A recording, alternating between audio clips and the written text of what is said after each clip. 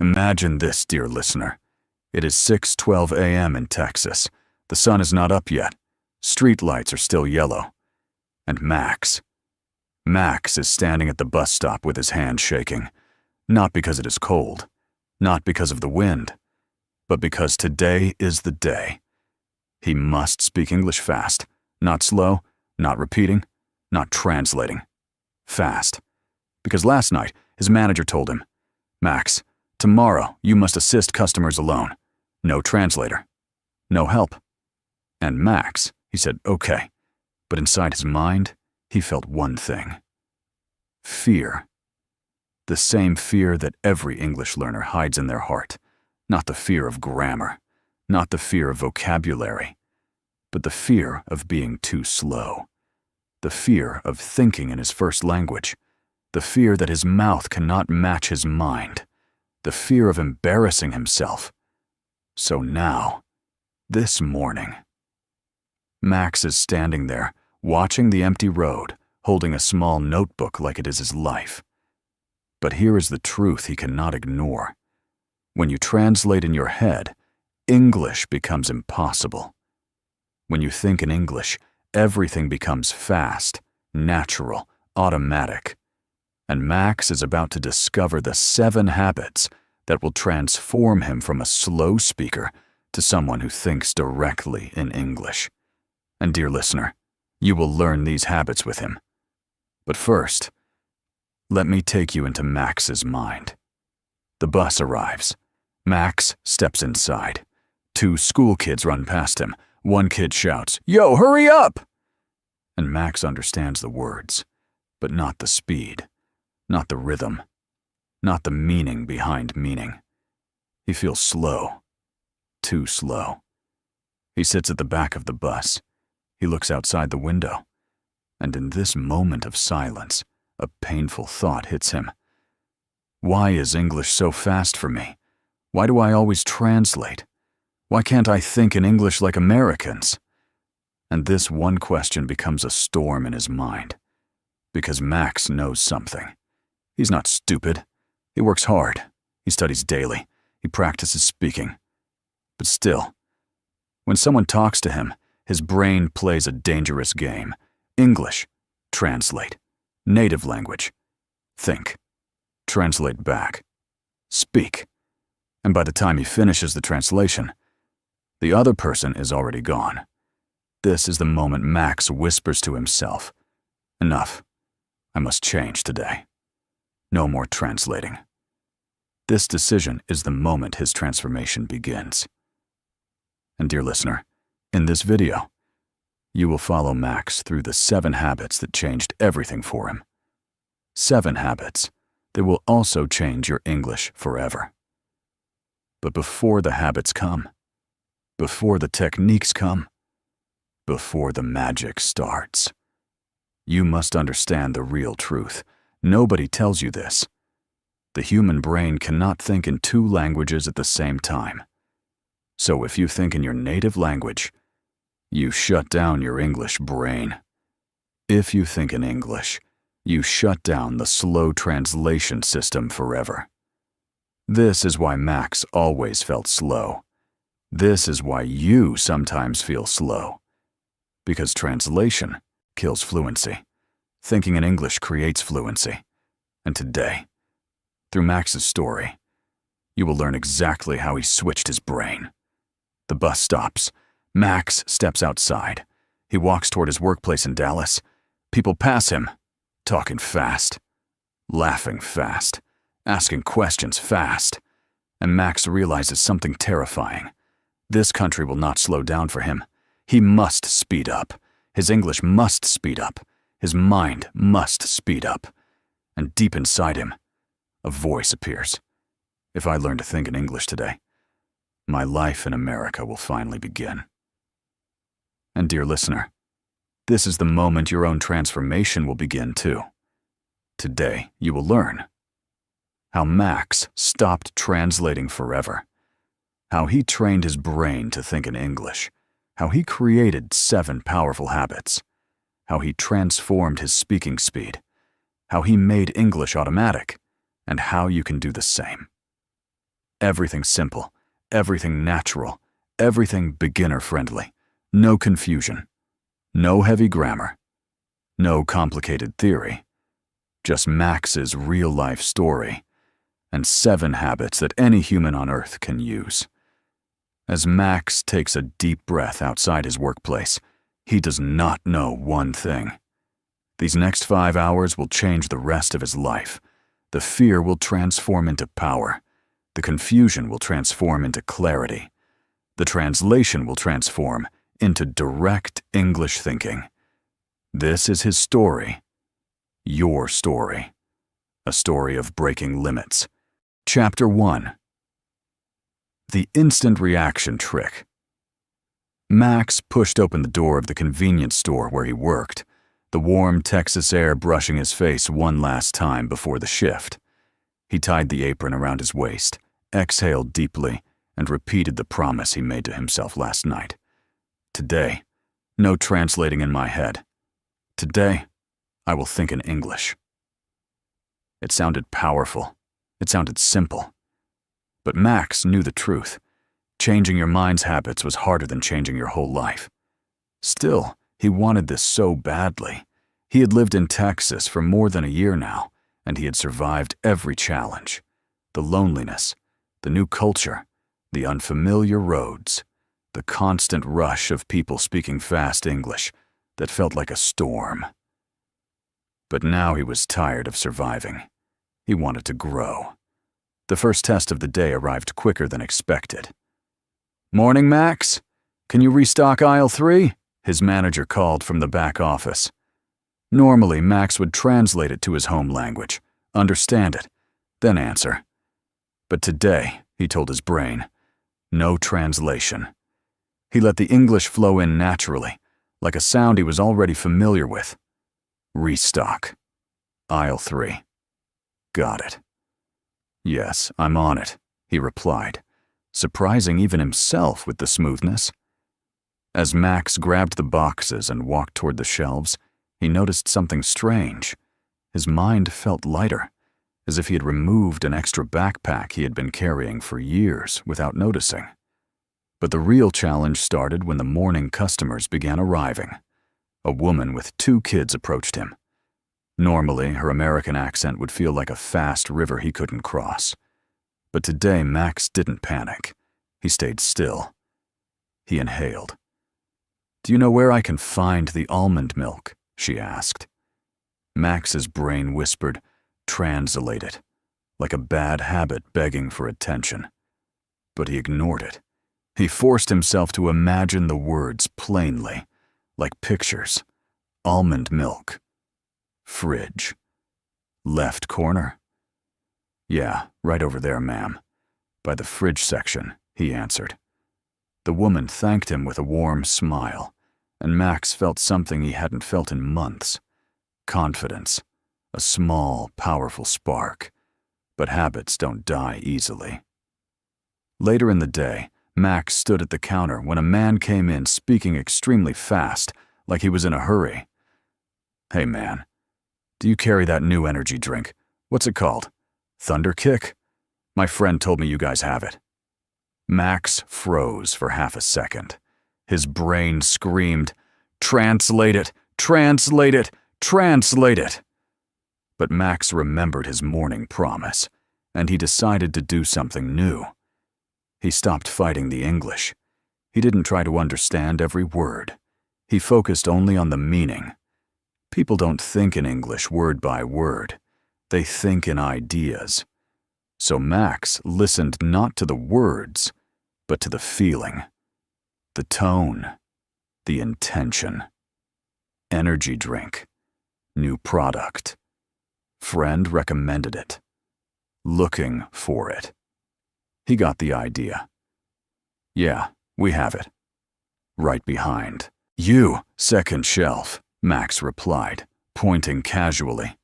The man grabbed the can, winked, and said, "Appreciate it, bro. You're quick." Quick. No one had ever called Max quick in English before. For a moment, Max felt like he had just crossed an invisible border.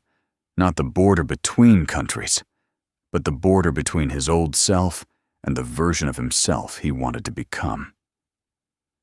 During lunch break, Max sat behind the store, unwrapping the sandwich he brought from home. Texas sun burned bright. The air smelled of dust and freedom, and Max felt something he had never felt before during his breaks: curiosity. He wanted to test his brain. He wanted to push himself. He decided to play a game with himself. No home language, not even when thinking.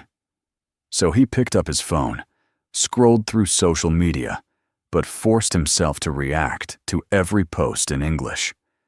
He saw a picture of his cousin from home. Instead of thinking he looks happy, he said in his mind, "He looks like he's enjoying his life." He saw a motivational quote. Instead of translating it, he simply absorbed it. Every small English thought felt like a seed he was planting inside his mind.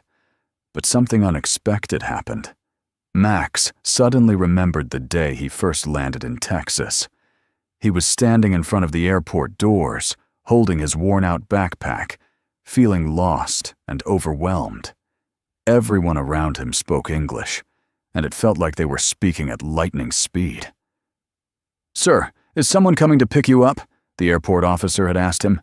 He had understood the question. But answering, that was the real problem back then. Yes. I think. Yes, coming," Max had said, embarrassed. That memory used to hurt him. It made him feel small. But today, remembering it made him smile, because the distance between that Max and today's Max was huge. And the difference wasn't grammar or vocabulary, it was habit. Max got up from the bench, walked inside, and continued his shift with a new fire inside him. Every time his brain tried to translate something, he gently pushed it away, like pushing away a small stone blocking his path. Evening arrived. Max walked home through the warm streets of Texas, passing the same houses, the same trees, the same sunset he saw every day. But today, everything felt different. He wasn't looking at Texas like an outsider. Today, he felt like someone who belonged. When he reached his apartment, he opened the door, took off his shoes, and stood still for a moment. His heart whispered something that felt like a truth he had been chasing for years. Thinking in English doesn't start with English. It starts with courage. Max grabbed his notebook, sat at his small wooden desk, and started writing. Not in his home language, not with translation, but directly in English. Today was hard. Today was uncomfortable. But today was the first time I felt the door to English open inside my mind. For the first time ever, Max wasn't scared of English. He wasn't fighting it. He wasn't running from it. He was becoming it. And tomorrow, he promised himself, he would push even harder. Because this was not the end of the story. This was only the beginning. Chapter 2. Max woke up before the alarm, something rare for him. Usually the alarm had to fight with his tiredness, dragging him out of bed. But not today. Today felt different. Not because the sun was brighter or the world was kinder, but because Max could feel something shifting inside him. He sat up, rubbed his eyes, and whispered to himself. No translation today. Only English thoughts. It felt strange to talk to himself like that, but that sentence was becoming his new morning ritual. It was like a small switch he turned on inside his brain, one that changed the whole direction of his day. Max walked to the kitchen, opened the fridge, and grabbed a bottle of cold water. As he drank it, he tried something new. Instead of saying in his mind, "I'm thirsty" in his home language, he forced himself to think. This feels refreshing. It was a small change, but small changes grow into big transformations. He put on his jacket, stepped outside into the warm Texas morning, and began walking to work. The street was quiet, except for the sound of cars passing and birds singing.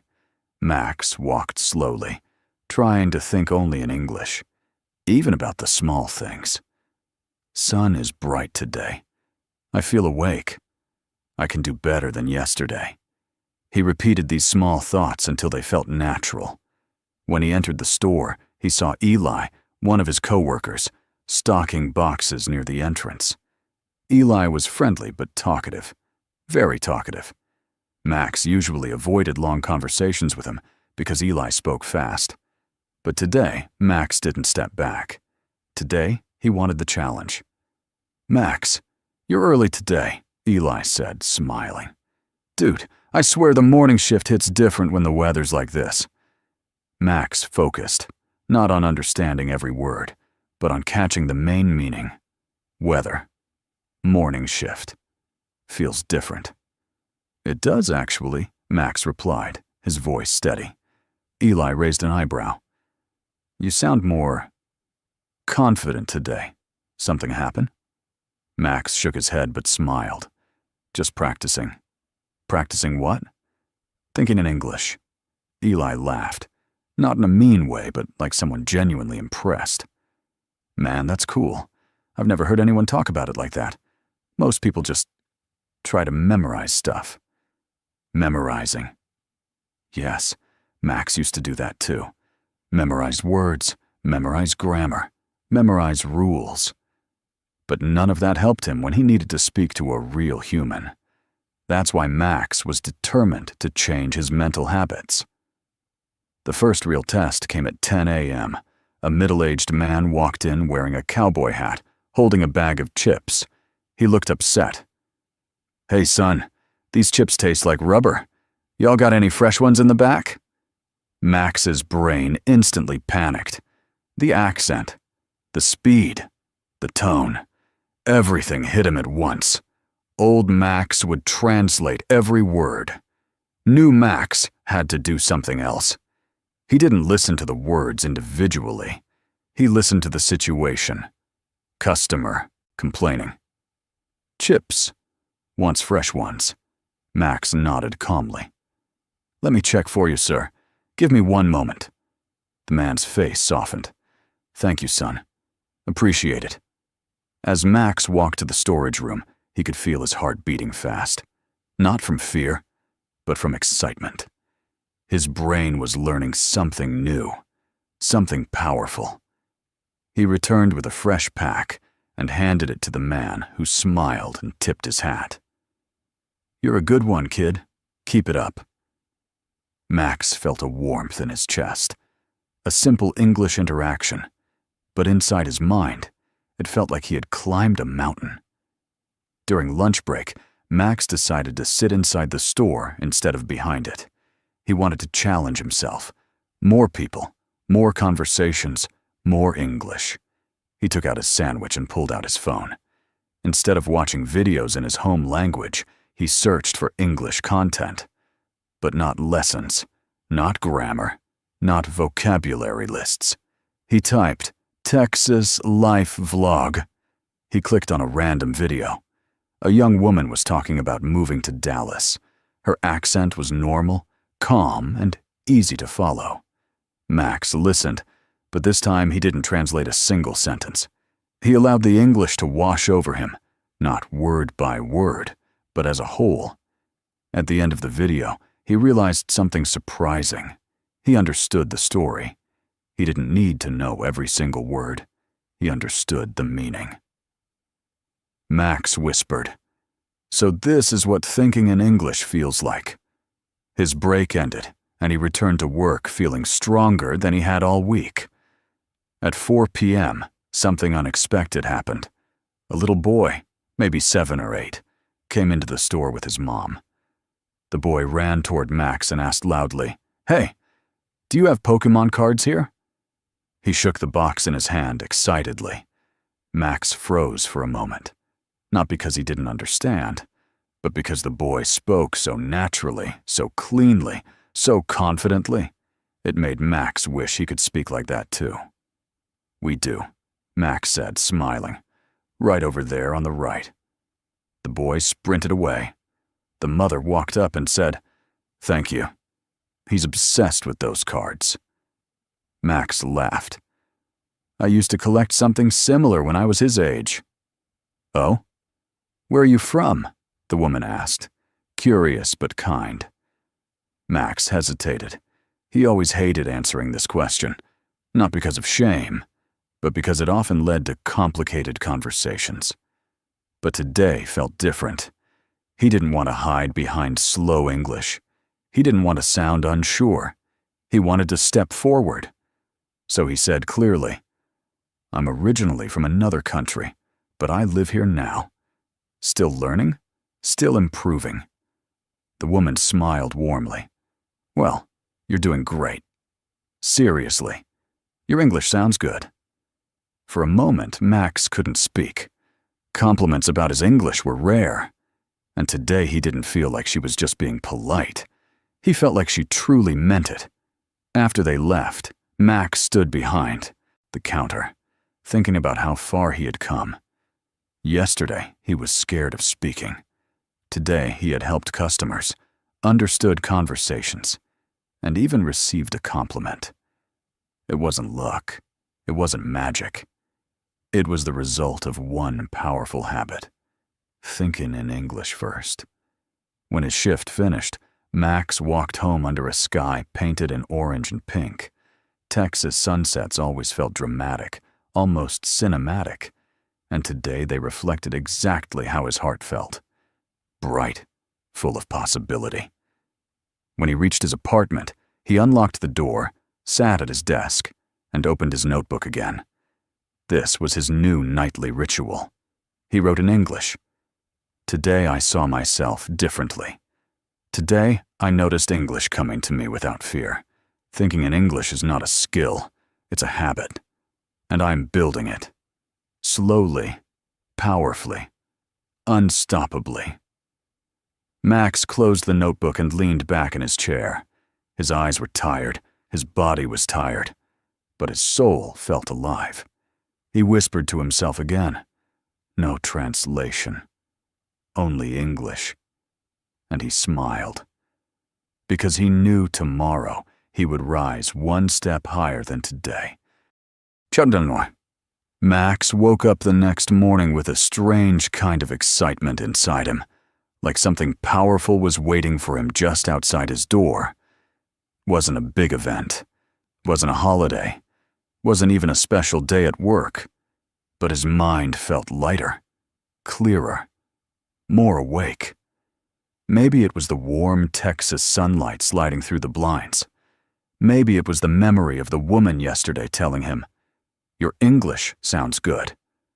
Or maybe, just maybe, it was the truth that something inside his brain had finally started shifting. He sat on the edge of his bed and whispered the same sentence he had repeated the day before. No translation, only English. It felt like planting a small seed, a seed that was growing quietly inside him, a seed he didn't want to stop watering. Max got ready, grabbed his backpack, and headed out. As he walked down the street, he noticed how alive everything felt. The distant sound of trucks on the highway, the smell of gasoline, the hum of air conditioners, the morning heat slowly climbing. But most important, he noticed something else. He was describing everything in English, automatically. Hot morning, dusty air, time to hustle. Small descriptions, but they came with zero effort, like English was waking up inside him. Max reached the store early again. Today the manager, Mr. Owens, was already there. He was a tall man with strong shoulders, a serious face, and a deep Texas accent that usually scared Max. Not because he was mean, he was actually kind, but his accent was thick, heavy, and fast. "Morning, Max," Mr. Owens said without looking up from the paperwork. "Good morning, sir," Max replied, his voice steady. Mr. Owens finally looked up. "You're early again. Good to see. You're becoming one of my most reliable guys." Max's heart warmed. Compliments from customers were one thing, but compliments from the boss? That meant something. "Thank you," Max said, trying my best. Mr. Owens nodded slowly. "Ain't nothing trying about it. You're improving every day. Keep at it." Max felt something shift inside him, like a wave of confidence rolling through his chest. He didn't know if Mr. Owens understood how important those words were, but Max carried them like a treasure. The store opened, and customers began to come in. Max was ready, not with translations, not with memorized sentences, but with something new. Presence. Around noon, something unusual happened. A woman in her 30s entered the store carrying a huge binder, wearing glasses, and walking quickly. She looked like she was on a mission. She approached the counter and asked, "Hi, do you know where I can find the community board? I need to post something important." Max blinked. "Community board?" "Yes," she said, slightly impatient. "The board where people post local announcements, lost pets, events, classes, that kind of thing." Old Max would freeze. Old Max would ask her to speak slower. Old Max would translate every word in his head. But new Max did something different. He listened to the idea, not the words. Announcements, events, posting something, looking for a board. He understood the situation. Max pointed toward the back wall. "It's there, next to the window. The board with the yellow border." "Oh," she said, relieved. "Thank you." She walked away quickly, but then came back a few seconds later. "Are you new here?" she asked. Max shook his head. "Not new, but still learning." "Well," she said, smiling, "you helped me faster than most people here do. Good job." Another compliment, another spark of confidence. Max felt like the world was finally talking to him instead of talking over him. At 2 p.m., during his short break, he sat outside on the bench behind the store. There was something calming about sitting there. Old wood, the soft rumble of trucks passing on the road, the dry smell of Texas air. Max pulled out his notebook. Not for grammar, not for vocabulary lists. He started writing a few sentences describing what he saw, but directly in English. "The wind is warm today. The sky looks tired. People look busy but peaceful." He kept writing simple sentences. Simple but powerful. Simple but entirely in English. And then something unexpected happened. A voice broke his concentration. "Hey man, writing a diary?" Max turned around. It was Eli holding a cup of iced coffee. "Not a diary," Max said, smiling shyly. "Just practicing English." Eli sat next to him. "Can I see?" Max hesitated. He felt nervous. Writing felt more personal than speaking. But he handed the notebook to Eli. Eli read the lines. "Dude, this is good. Like, you're writing clearly, and kind of deep." Max laughed. "Deep? Yeah. The sky looks tired." "That's poetic, man." Max shook his head. "I just write what I see. And that," Eli pointed at him, "is exactly how you think in English." Max froze. Think in English. That phrase hit him like lightning, because this was exactly what he was trying to build.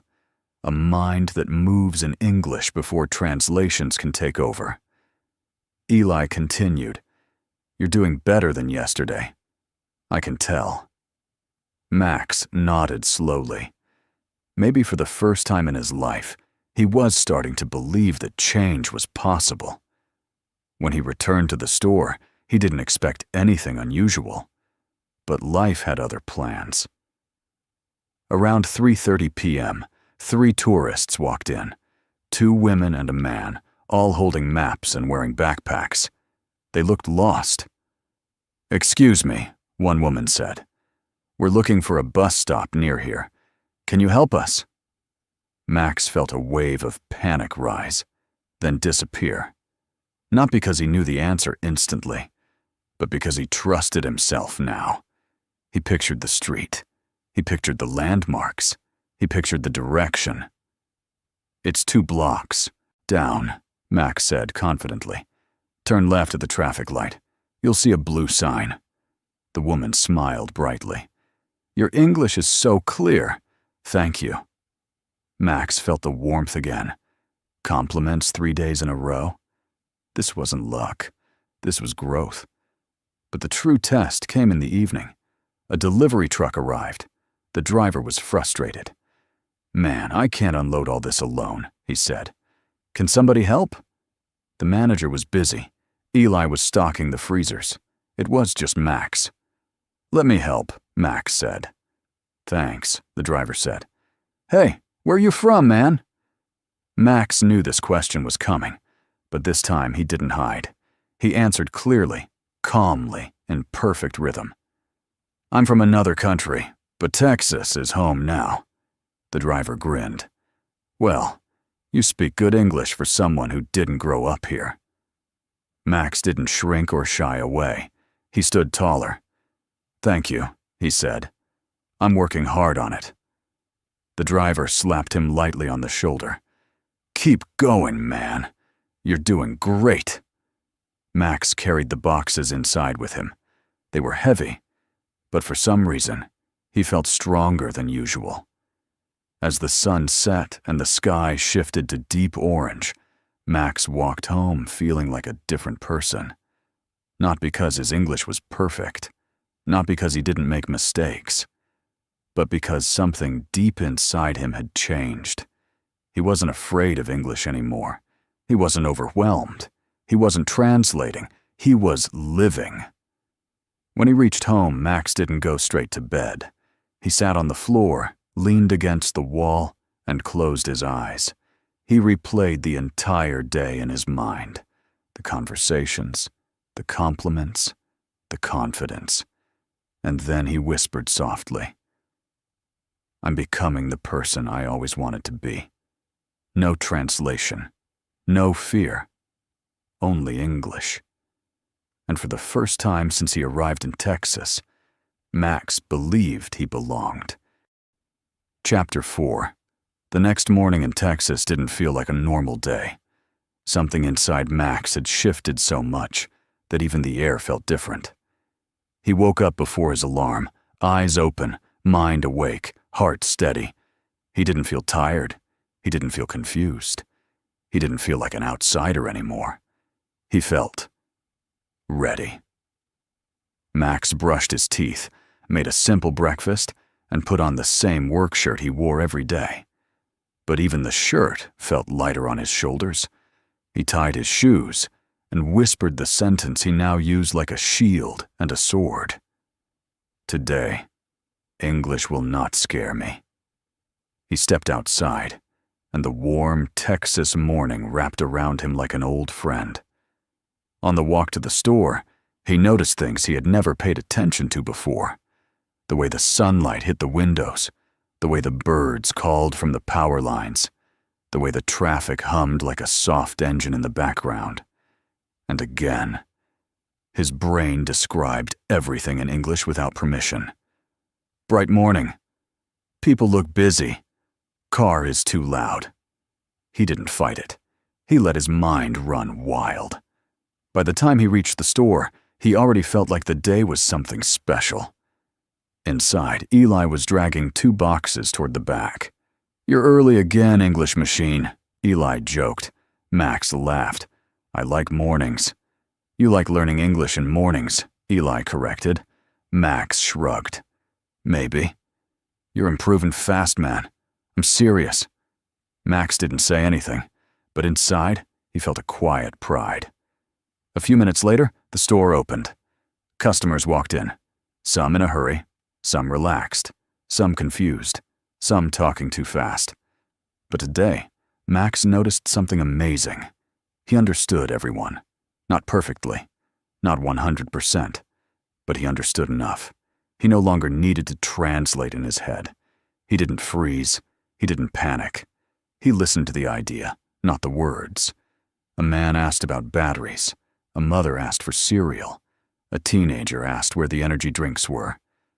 Max responded smoothly, almost instinctively. Around mid-morning, something happened that tested everything he had been building these last days.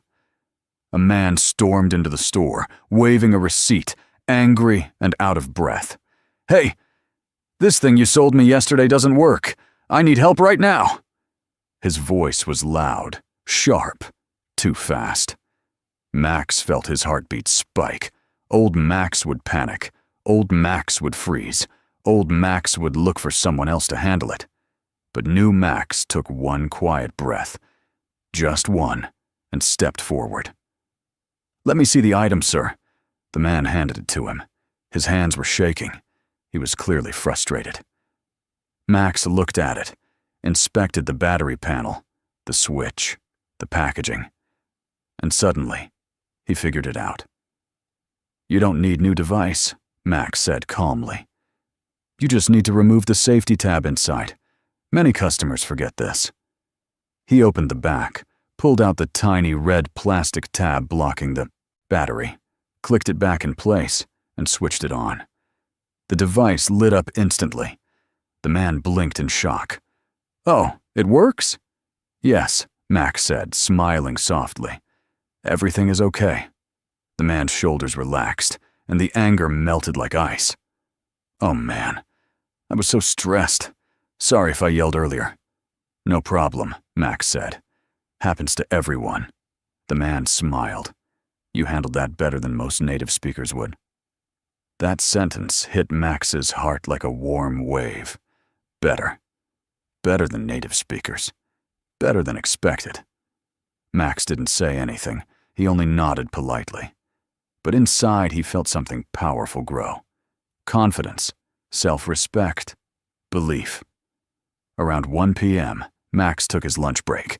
He sat behind the store again, on the same old bench, under the same half-broken shade.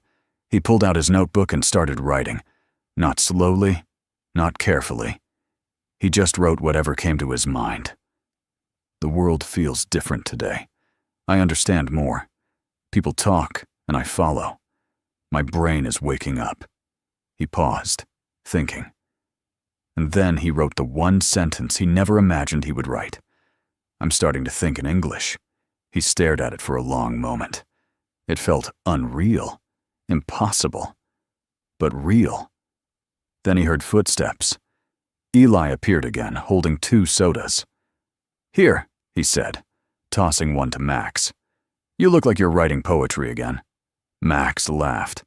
"Just practicing." "You don't sound like someone who's practicing," Eli said, taking a sip. "You sound like someone who's living it." Max tilted his head. "Living English?" "Yeah," Eli said. "That's what you're doing. You're not memorizing. You're not forcing it. You're living it." Max nodded slowly. Those words felt right. He spent the rest of the break listening to the world around him.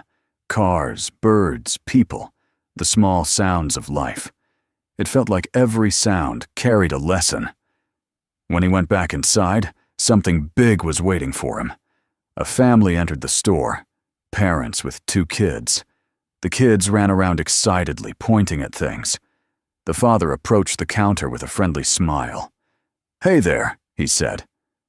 "We're from Oklahoma. We're visiting family around here and looking for some board games for the kids.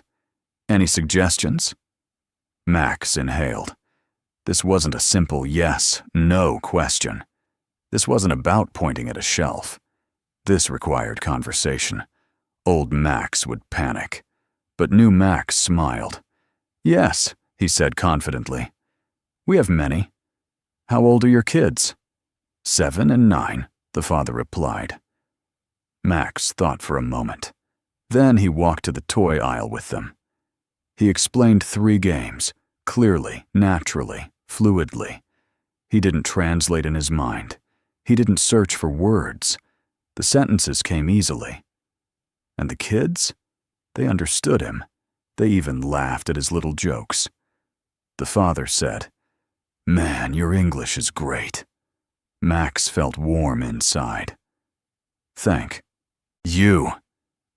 But then came the moment that would define his entire day. An elderly customer entered the store later in the afternoon. She walked slowly, holding a shopping list, looking lost. She approached Max with soft eyes. "Sweetheart," she said kindly, "can you help me? My eyesight isn't good." Max's heart softened immediately. "Of course. Tell me what you need." The woman handed him a wrinkled list. The handwriting was shaky, hard to read, but Max focused. He guided her through the store, item by item. Sugar, tea bags, soap, cough drops, a small bag of rice. She held onto the cart while Max picked things up for her. "You're patient," she said softly. "Not many young men take their time these days." Max smiled gently. "I'm happy to help." When they reached the counter, she rested her hand on his arm and said, "You speak English beautifully, dear." Max froze. All the compliments from earlier were nice. But this one hit deeper. Because it came from someone old, someone wise, someone who meant every word, someone who didn't say things to flatter, someone who said things only when she truly felt them. Max didn't know what to say.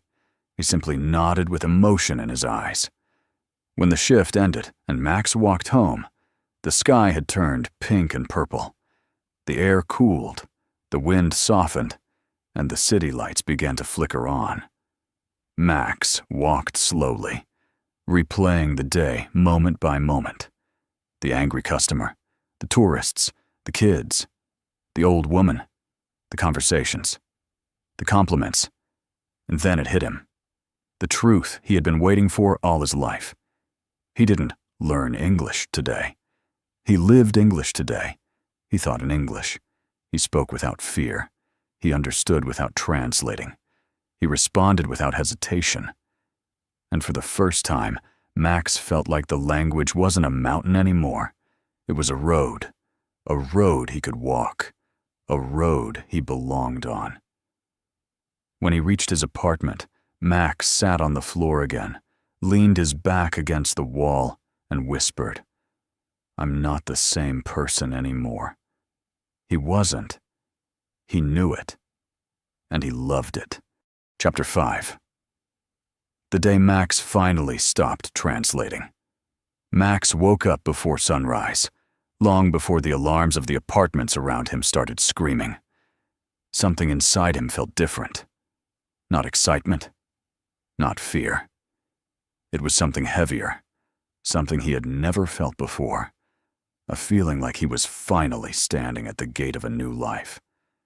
For years, he had lived with one truth. If he didn't break the translation cage, he would stay a silent immigrant forever. Good worker, good neighbor, good boy. But never the man who could stand up, speak up, and live boldly in a world where English controlled opportunities like a king. He walked to the small mirror in his room. His reflection looked the same, but his eyes didn't. They were sharper, focused, like a man who had seen his future and realized he was done waiting for permission to reach it.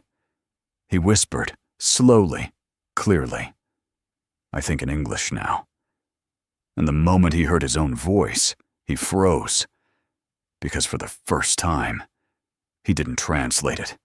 It came straight from the mind, not from the dictionary buried in the back of his brain. He didn't celebrate.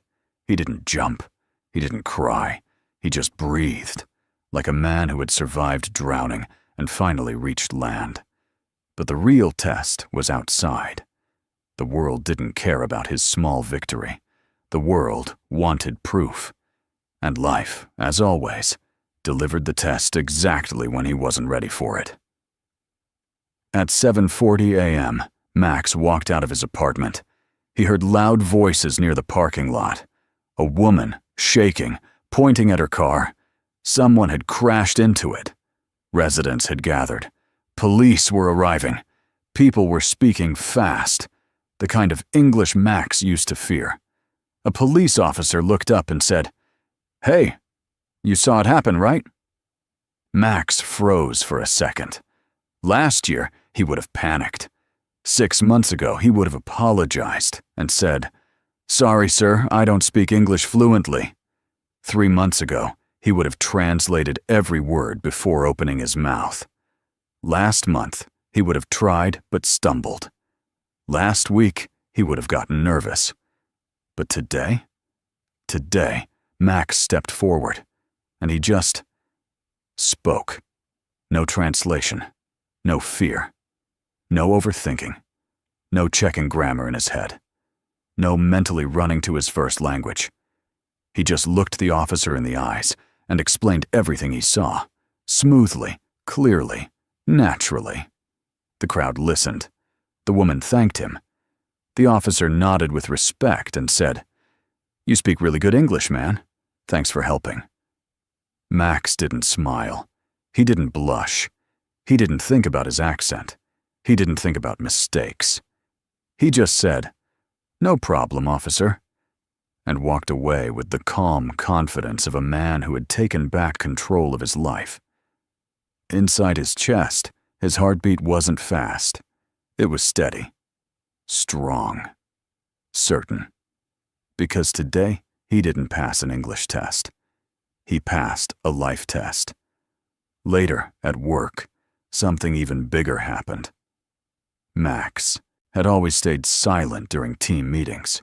He always sat in the back, nodding, writing down vocabulary like a school student, while others spoke. But that day, when his manager asked for ideas for the new project, Max didn't wait. He raised his hand, and the whole room turned. For a split second, he felt that old fear trying to climb back into his throat. The fear that said, "You are an immigrant. You will mess up. You will embarrass yourself." But Max shut the voice down. He stood up, shoulders back, and spoke with confidence the room had never seen from him. He didn't pause. He didn't translate. He didn't break. And when he finished, the room was silent. Then his manager said, "Max, that's the best suggestion we've heard today." People nodded. Some smiled. Someone even whispered, "He's good." Max sat down slowly, not because he was surprised by their reaction, but because he finally realized something. He had become the version of himself he thought was impossible. He didn't think in English. He lived in English. Walking home that evening, the sky was red, deep Texas sunset. He looked at the world around him and felt something he hadn't felt since he arrived in America. Belonging, not because others accepted him, but because he had finally accepted himself. He replayed the day in his mind. No translation, not even once. He hadn't forced English to work for him. It had become his natural language of thoughts, ideas, dreams, fears, arguments, decisions, everything. When he reached his door, he whispered again, 30 minutes a day. Changed my life. He didn't whisper it like a quote. He whispered it like truth, because it was truth. And he knew, deep inside, his story wasn't just his own anymore. It was for every immigrant, every beginner, every silent learner, every person who felt trapped behind translation. His story was the proof. If you give 30 minutes a day to the right habits, you don't just learn English. You become unstoppable. And Max, he was just getting started. Imagine this, dear listener. It is 6:12 a.m. in Texas. The sun is not up yet. Street lights are still yellow. And Max is standing at the bus stop with his hand shaking. Not because it is cold, not because of the wind, but because today is the day. He must speak English fast, not slow, not repeating, not translating. Fast. Because last night, his manager told him, "Max, tomorrow you must assist customers alone. No translator. No help." And Max, he said, "Okay." But inside his mind, he felt one thing. Fear. The same fear that every English learner hides in their heart. Not the fear of grammar. Not the fear of vocabulary. but the fear of being too slow. The fear of thinking in his first language. The fear that his mouth cannot match his mind. The fear of embarrassing himself. So now, this morning, Max is standing there, watching the empty road, holding a small notebook like it is his life. But here is the truth he cannot ignore. When you translate in your head, English becomes impossible. When you think in English, everything becomes fast, natural, automatic. And Max is about to discover the 7 habits that will transform him from a slow speaker to someone who thinks directly in English. And dear listener, you will learn these habits with him. But first, let me take you into Max's mind. The bus arrives. Max steps inside. 2 school kids run past him. One kid shouts, "Yo, hurry up!" And Max understands the words, but not the speed, not the rhythm, not the meaning behind meaning. He feels slow, too slow. He sits at the back of the bus. He looks outside the window. And in this moment of silence, a painful thought hits him. Why is English so fast for me? Why do I always translate? Why can't I think in English like Americans? And this one question becomes a storm in his mind. Because Max knows something. He's not stupid. He works hard. He studies daily. He practices speaking. But still, when someone talks to him, his brain plays a dangerous game. English, translate. Native language, think. Translate back. Speak. And by the time he finishes the translation, the other person is already gone. This is the moment Max whispers to himself, "Enough. I must change today. No more translating." This decision is the moment his transformation begins. And dear listener, in this video, you will follow Max through the